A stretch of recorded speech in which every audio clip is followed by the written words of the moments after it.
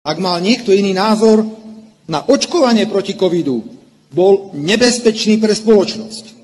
Média otvorene písali, veď si to pamätáte, ja teraz citujem, že každý nezaočkovaný by mal kvíriť od bolesti ako prasa.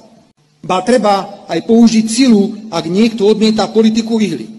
A dnes sa ukazuje, že náš slobodný pohľad na očkovanie a opatrenia vlády v boji proti covidu, hrubo porušujúce ľudské práva, bol správny a opodstatnený.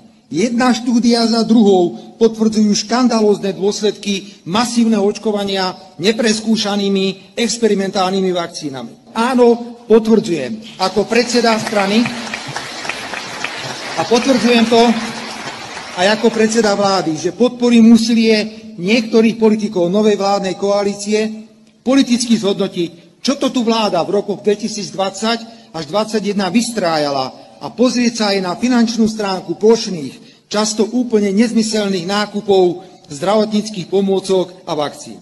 Rovnako veľmi jasne prehlasujem, že Smer Slovenská sociálna demokracia nebude podporovať posilnenie právomocí Svetovej zdravotníckej organizácie na úkor suverénnych štátov pri riadení boja proti pandémiám.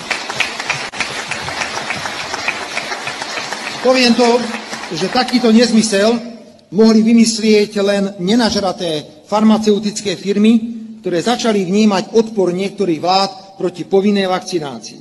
Podľa Ústavy Slovenskej republiky sa na platnosť takýchto medzinárodných dohôd v prospech Svetovej zdravotníckej organizácie vyžaduje súhlas Národnej rady Slovenskej republiky. A ja neverím, že suverénne slovenské politické strany takýto súhlas vyslovia. Smer a jeho poslanci určite nie. Ak otvorene poviete, že treba radšej roky rokovať o miery, ako roky nechať Slovanov navzájom sa zabíjať s jediným cieľom oslavovať Rusko. Ak toto hovoríme, a naozaj to doteraz nefunguje, tak ste automaticky označovaní za agenta Kremľa. Ak otvorene poviete, že veľká časť finančnej a vojenskej pomoci končí v rozsiahlej korupcii na Ukrajine, možno najväčšej korupcii na svete, tak vás označia za politicky nekorektného, aj keď máte pravdu a vaši oponenti vedia, že hovoríte absolútnu pravdu. Pozastavenie členstva Smeru v strane európskych socialistov je len trestom za našu suverenitu a odvahu stáť si za vlastným názorom. A hovorím to nahlas pred celým Slovenskom a pred celým svetom.